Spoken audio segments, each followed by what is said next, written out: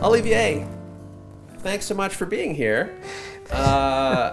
You are maybe one of the most prolific Christmas movie actors in all of the Dominion of Canada. How does it feel? Nope. First of all, thank you for getting my name correctly. Okay. Yeah, I usually get Olivier. Olivier? I mean, you know. Olivia. Well, hey, I'm Brennan. How many times do you think I've been called Brandon or Brendan in my life, right? Brennan? Have you gotten Brennan? I've gotten Bruno. Bruno. Okay, yeah. In French class. Brennan. Brennan Martin. Brennan Martin. Yeah.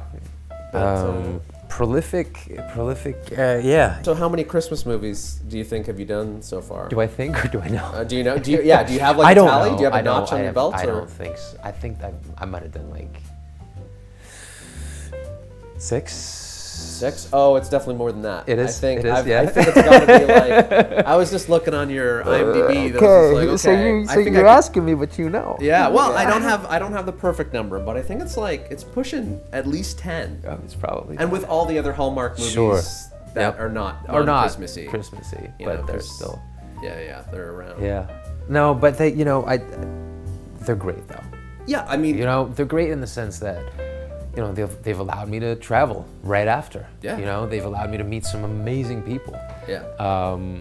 And shoot with some really cool people.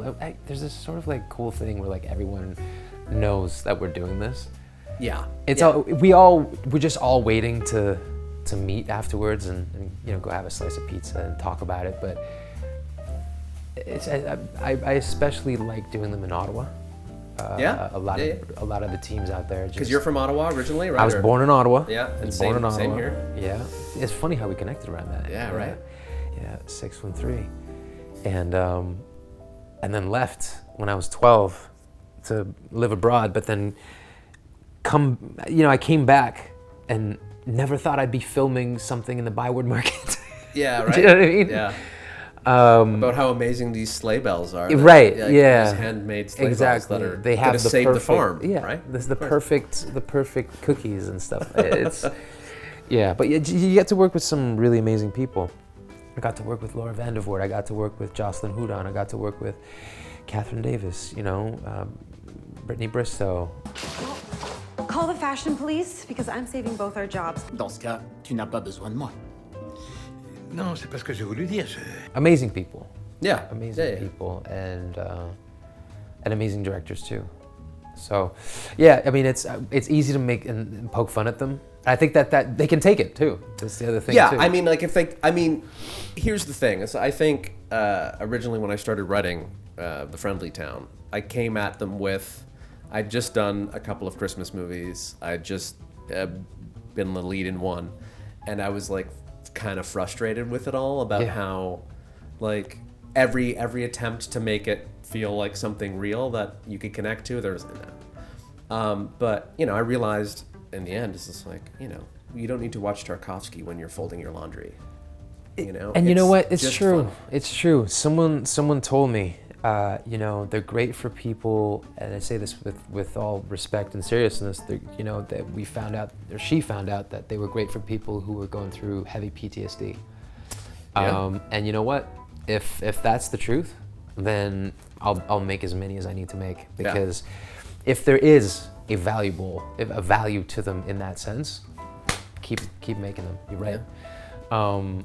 And you're right. It doesn't have to be. It doesn't. We don't have to make 7 or a 7 part 2 or Yeah. It doesn't have to be Fight Club 2 or whatever. Oh man, Fight Club 2. That'd be the amazing. Christmas story. Right? Yeah. That'd be amazing. Yeah. We'll get Fincher on the phone.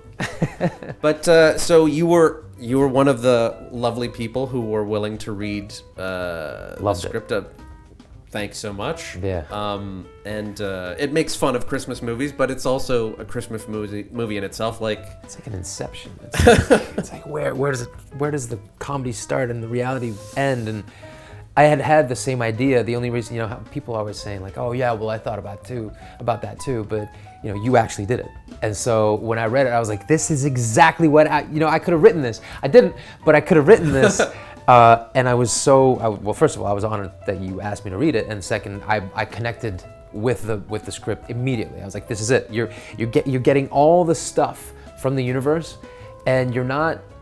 It's not cliche how we're going at it and making fun of it. It's I don't, it's a parody, but it's not a gentle ribbing. A gentle ribbing, yeah. Exactly, and I love that. I love that. There was the beautiful subtleties that I at least identified on paper, which I was like, this is the Brennan, the stuff. So I was really happy. I was really happy to see that you were gonna do it because a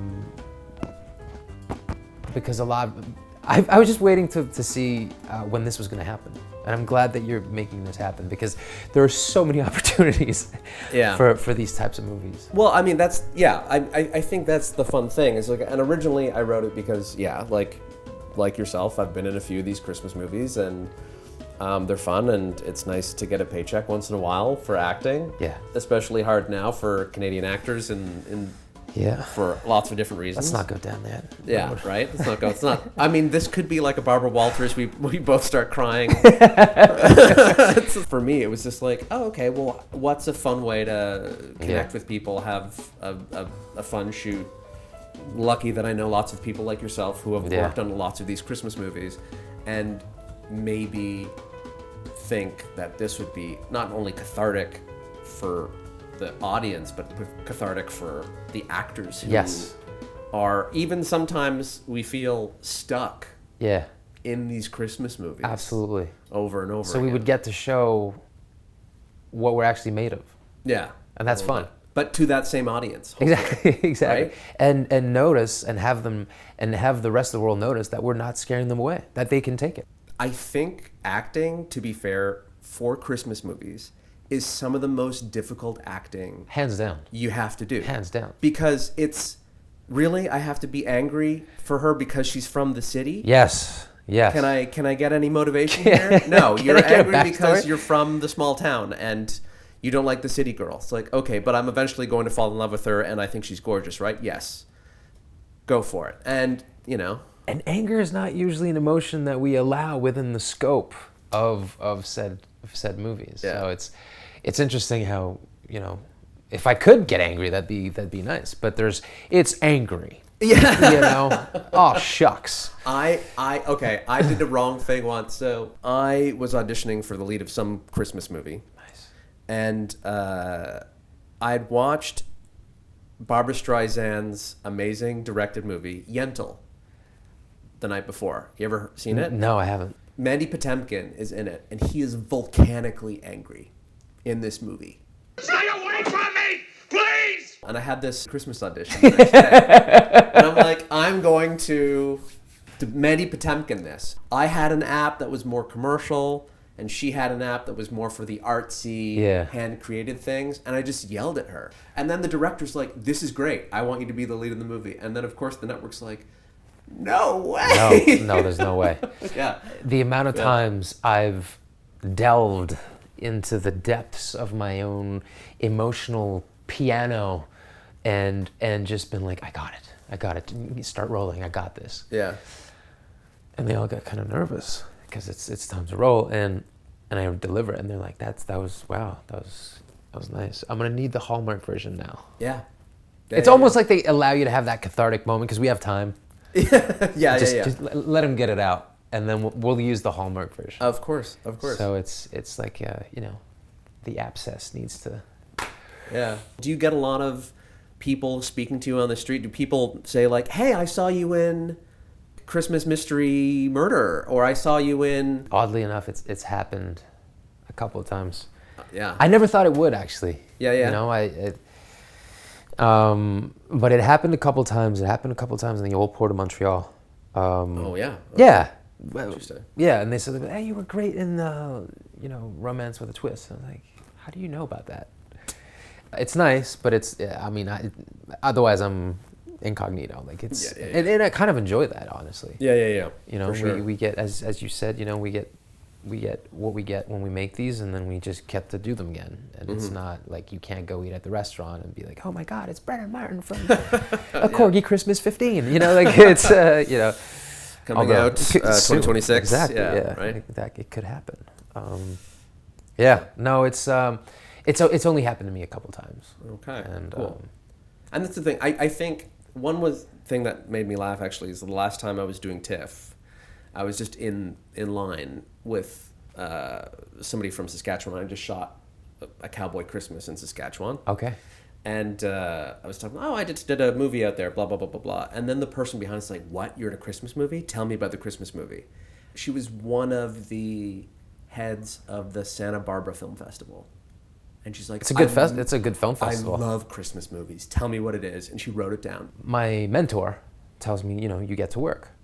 And I then reach out to a couple people from class, and they're blown away that I get to do some of these Christmas movies, because it's almost like it's on some of these people's bucket lists. Like they want to do horror, they want to do musical, but they really want to do a Christmas movie. Yeah. And that was really heartwarming to have people that I love, respect, and admired seeing working in class being like, how do I get into a Christmas movie? Can you help me out with that? Like, I'd love to be in a Christmas movie. So you being stopped in, a TIFF with that same enthusiasm, that speaks, I connect with that, because a lot of people, they just want to do one. They just want to know what it's like. Yeah, and it is a great experience. Yeah. The food is great, the people is great. Can I get you a coffee? It's 14 days. It's fast. It's a well-oiled machine. Yep. So I can relate to that woman's enthusiasm. Yeah. There's so many. Yeah. Oh, for year. sure. Oh, for sure. Yeah. I mean, I don't know. They must make like 35 full-length feature films for Hallmark every year, and then there's like Lifetime and all these, and third-party ones and independent ones that sell them to all these. Yeah, exactly. So here's a question: would The Friendly Town be a Christmas movie that you would want to watch? Absolutely. Okay. Absolutely. Cool. Do you want to know why? Yeah. I think one of the reasons that I want to watch yours is because we understand the format. Yeah. It's always the same. So it's cookie cutter approach. But to take from that, the stuff that you have lived through and felt about being part of these and seeing these, I think you're going to be speaking to a huge population of people who've made them, so on the artist side, and also on the side of people who watch them. And I love the idea of poking fun, making humor of, the situation, because it's almost like we don't get to talk about them. We don't get to, they're like in this category where you don't get to touch them. They're perfect as is. Yep. And then, the trickster named Brennan comes around and just like, and he's going to do that. And that's what I like. I like the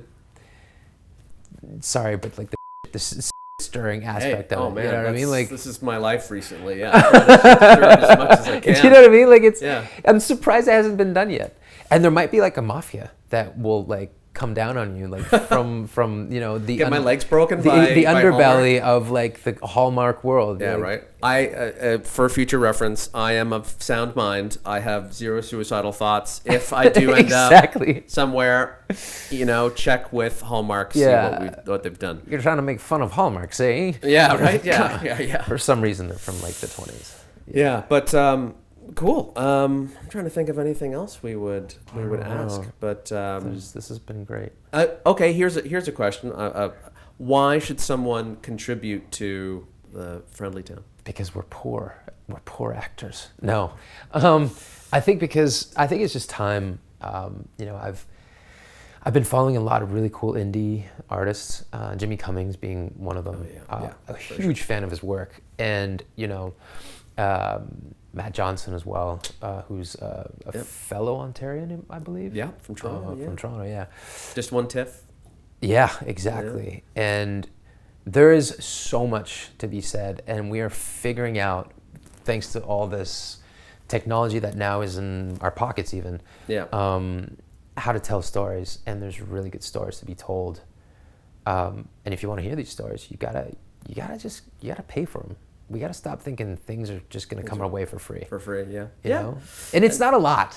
Like we're so good at doing so much with so little, aren't we? Oh yeah, I mean, like, we're so frugal. The fact that a movie like Skinnamarink can make a movie for like $30,000 and then it scares the hell out of people. Yes. And all of a sudden, all we much need money. is just that little, you need that little push. Yeah. And the fact is that you're going to find the money regardless, because I think that putting the story out is going to generate its own inertia. It's just the way it is. Let's hope. Yeah. So I don't need you. No, I'm joking. I'm joking. Give us the money. Okay, well, I think this is probably a good place to stop. But thanks so much, Olivier. And Thanks for saying my name right. hey, man, this is what I'm here for. I love it. And I'm excited for you to play a role in The Friendly Town as well. Thanks for having me. Okay. Yeah. Thanks a lot. Okay. Cheers, cool. man. All right, let's cut there.